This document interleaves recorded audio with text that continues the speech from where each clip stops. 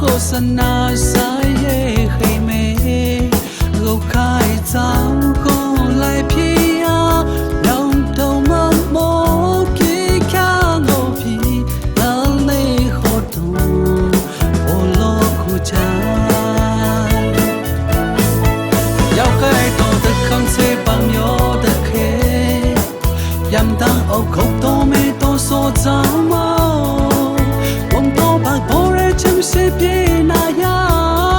nó khê ngã phô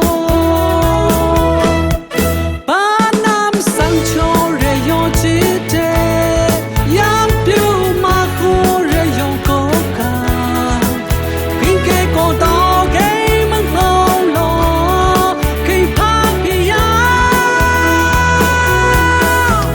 áo cái shi bơi ra phô về lô别我从开始，再说一年。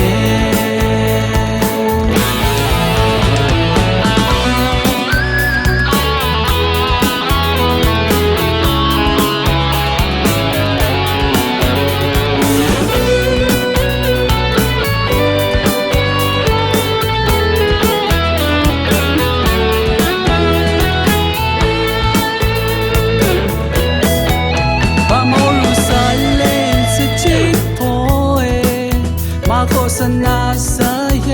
hay mê lâu khai giáo khô lại phía yang tàu mơ mô kí khá ngô phí anh đi khổ tù ô lô khu cha giao cái tổ thực không sẽ bằng nhô thực khế yam đang ốc khóc tô mê tô số giáo mô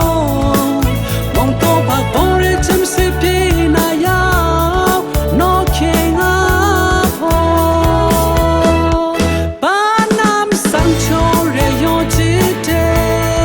yam biu ma khô rê yo cố ca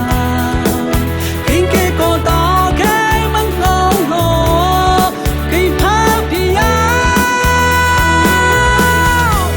lau cái shi bơi ra phô về lô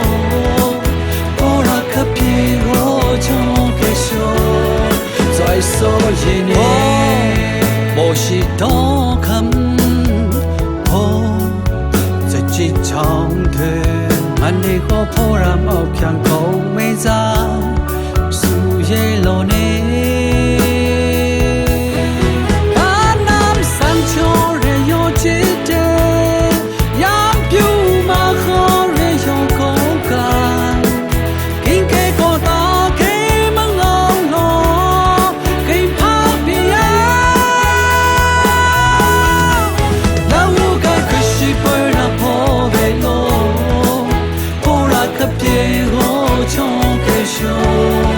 再说一年，老该可是被他破为路，破那个别后就给修。